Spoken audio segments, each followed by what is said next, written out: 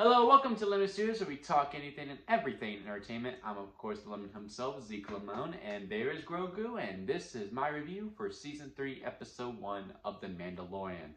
We're back, baby! We're back, and it feels so good to be back. But before we get into that review, let's get into the house clean, right? I'm going to need you to hit that subscribe button, leave a comment below, and let me know your thoughts of The Mandalorian, and leave a like on this video if you do enjoy it. I would greatly appreciate that, as it helps me grow into my YouTube career. But yeah, now let's get back into this review, man, and I am just so happy to be back in this world. I have missed some good old Mandalorian.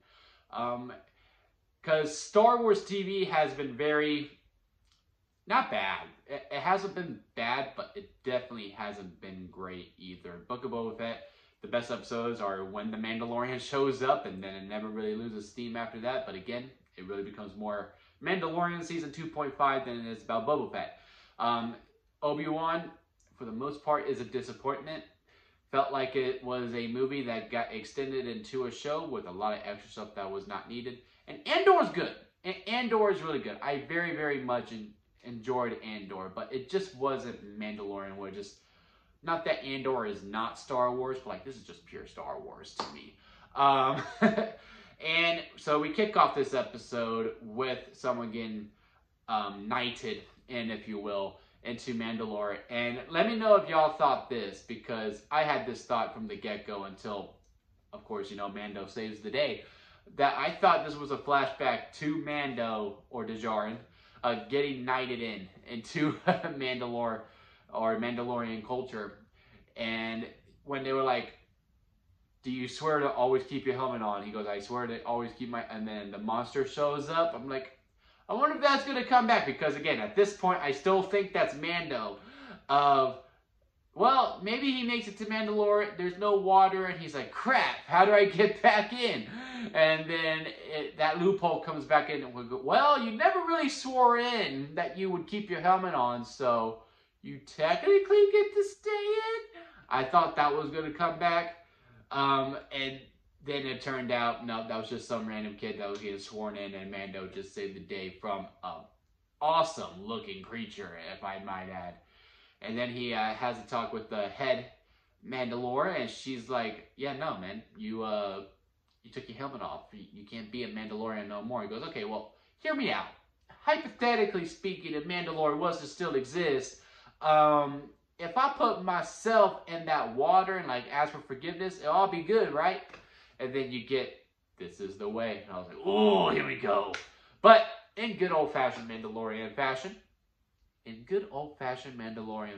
wow. There is always a side quest until the bigger quest, which is get into Mandalore. And that is heading to Navarro. I believe that's the right name. Where you meet Carl Weathers' character. I can't remember his name.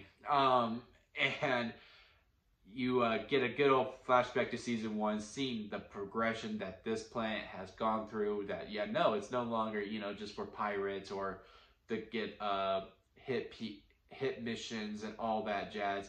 It is now a very well-oiled, independent planet that they are led by Carl Weathers' character. And Carl Weathers is trying to, I can't remember the character's name, guys. I'm just going to call him by the actor's name. Is going, look, I need a marshal. I'm like, oh, that'd be good, you know, when this show's over and hopefully they don't kill Djarin. Yeah, he goes to being a marshal. And I could probably see him being there in Season 3. Maybe this is the lesson that maybe the way isn't always the way. And Djarin's like, no, I need you to get me IG-11 back alive. It's like, oh, I think Taika's coming back for some voice work. But of course, it never goes right? And they take him to the Babu Freaks. And I'm like, oh, this is so cute, especially with Grogu over here trying to hug him. That was so cute. And they have to get a piece. So now he's on a quest to find a missing piece to rebuild IG-11 and get him back, because he needs a droid that he can trust. But before we get into all that, there's the pirate scene. And this was pure Western at its finest. I mean, I could literally hear the when Carl Weathers and the pirate had their guns out. He goes, I think you've gone soft. that whole scene was great to me. I absolutely loved it, especially with Jin going, "Do I have a problem here?" I was like, "Oh crap, here we go." You see the people running in the background. It was so good to me. And yeah, so he goes off and he's trying to look for this part, and he's even showing him the ways of the spaceship that they're in. Then the pirates come back, and then I'm sure those pirates are going to come back later on in this episode, because, you know, you have a bunch of smaller villains before, you know, there's the bigger villain, which looks like who we met at the end of this episode, which is Bo-Katan, because she don't look right. She do not look right. She looks defeated, she looks angry, and she low-key looks like she's out for vengeance against Nijarin for having the Darksaber, because that's the only way that she can get Mandalore. So, very, very interesting to see how that's going to play out. Is she going to stay true villain, or is it going to be like the anti-hero route where it's like, I'm going to get what's mine, and then later on realize, okay, yeah, no, it wasn't that deep, and then it either joins them or sacrifices itself to save them.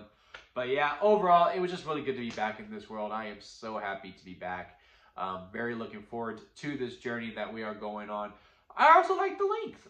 I usually am not the hugest fan of shorter episodes that are under 40 minutes, because it's just like, well, you're a streaming service, just go off. But the episode didn't overstay its welcome. I felt like it was the right time to go when it ended.